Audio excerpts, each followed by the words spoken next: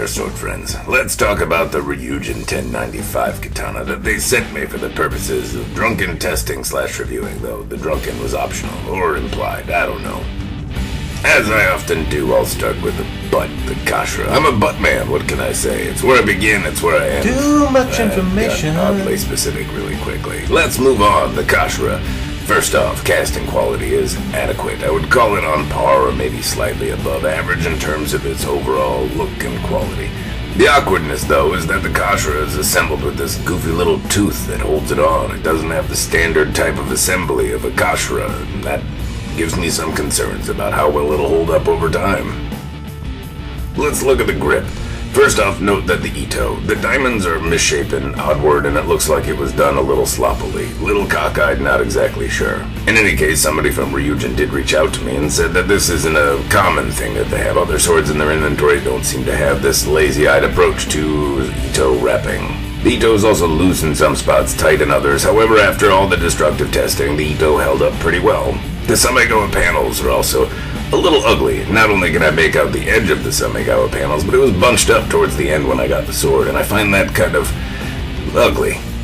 Typically, I like a bunchy butt, but in this case, not so much. The Fuchi. Well, it matches the kashra, as you would expect. There are some transitions here. It's less comfortable in the hand, but it didn't really bother me while I was swinging the bitch around. Let's talk about the Tsuba. The first thing I'm going to note is I really like it. Now you might ask why. The casting quality doesn't necessarily look better than some of the other manufacturers out there like Hanwei. And really I think it's the patina, the coloring on this Tsuba that does it for me. It doesn't look like shitty, crappy, haphazardly painted black Tsuba. Also, the gold etching or plating doesn't look like it was applied with finger paints. Now, it misses the mark. It's not an antique Shakudo Tsuba. It's not hitting it out of the park as it comes to emulating what it's trying to do, but at least it gets closer than some of the other people do. In any case, I like it. If you don't, fuck you. Or not fuck you. It's a subjective thing. Let's move on to the Habaki. Look, there it is. Let's move on to the Saya. The Saya is this wine red with mother of pearl inlay, and frankly, I think it's a kind of interesting Saya. It's one of those things that you're either gonna like or not like.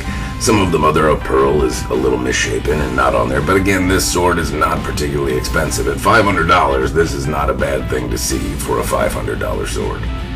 I can make out the wood grain underneath the mother of pearl. It has a nice, rich, deep red stain, and I don't make out any flaws in the wood that were applied or fixed with wood putty that have muddled the appearance or overall presentation of the Saya. Also, it does what Sayas do, and it held the sword without making a whole bunch of noise. It also held the Habaki, and did a good job in terms of Noto moving it around, and it was fun to use. Also, some of the sounds that initially came with it that seemed a little scratchy, well, they went down a little over time after using it for a couple weeks. The one thing that I found maybe a little odd about the Saya was that it came with some puki. Right on the tippy top of the koiguchi, the mouth of the Saya had this resin or lacquer residue that didn't go off no matter how hard I banged the Tsuba into it.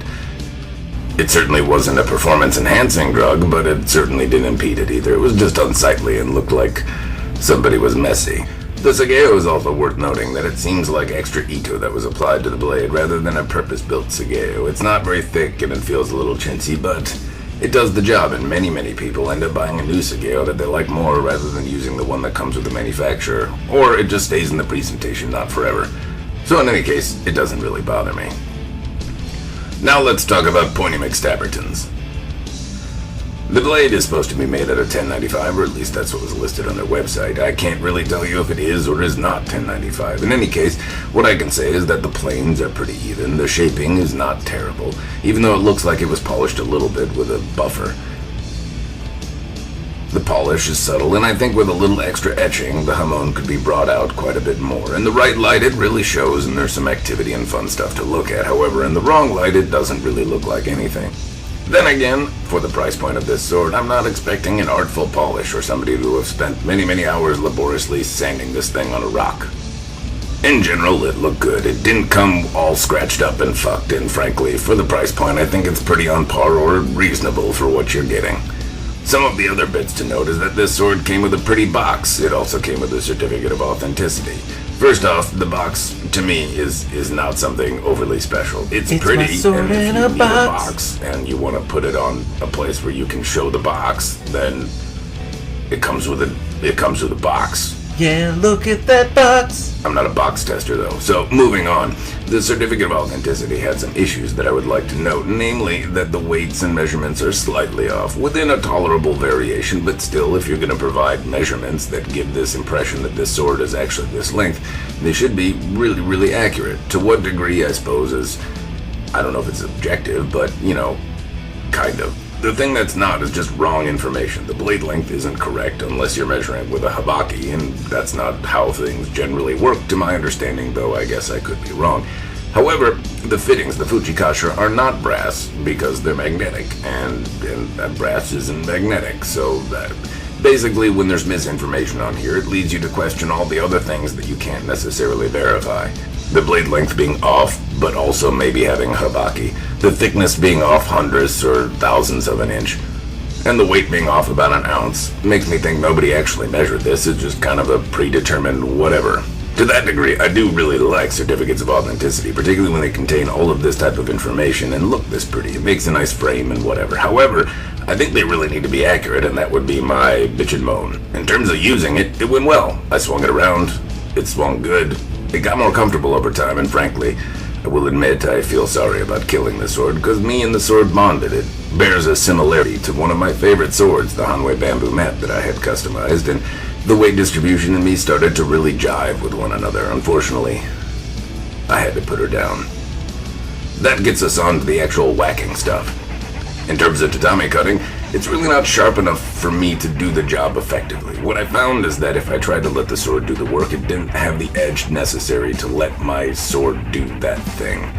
Basically, if I have to swing really hard, and if I swing really hard, I can't swing really accurately, and I have to muscle through. The trick isn't necessarily cutting tatami. That's not the challenge. It's cutting it well and accurately with form, grace, keeping your point, stopping at the end. There's more to it than getting through the mat.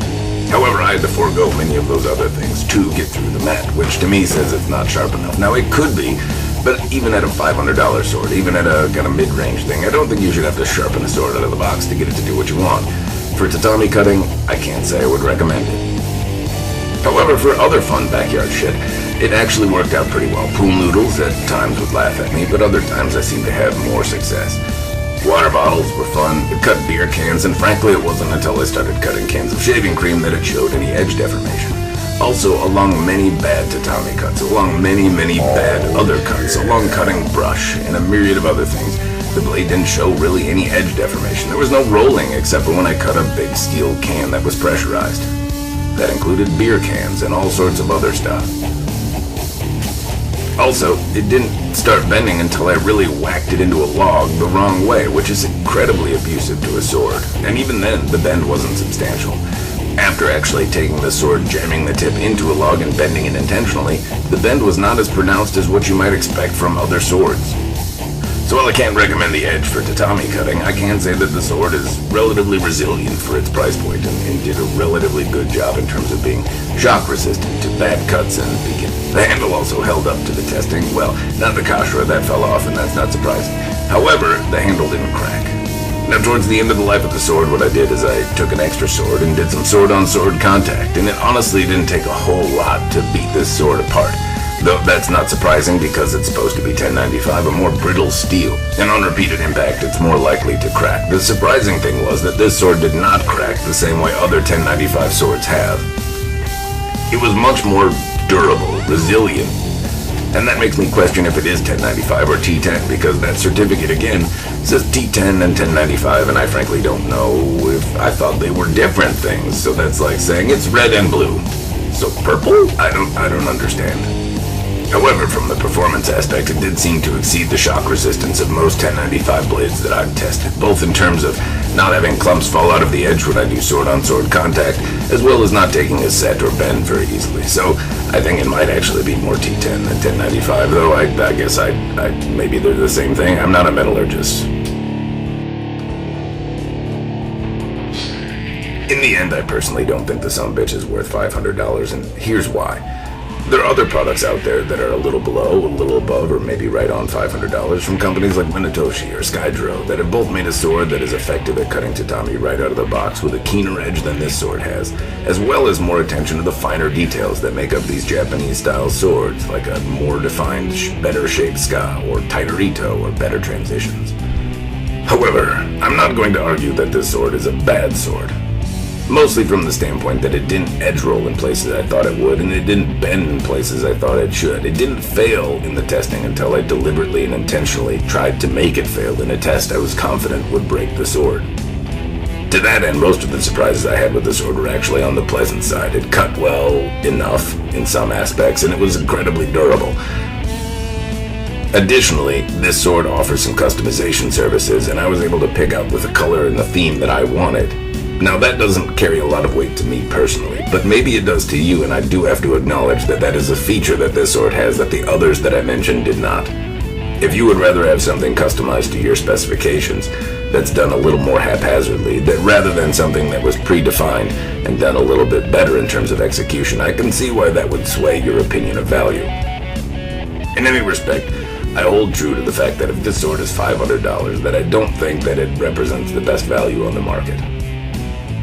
And that's all I've got for you. Hopefully it's been helpful. As always, cheers.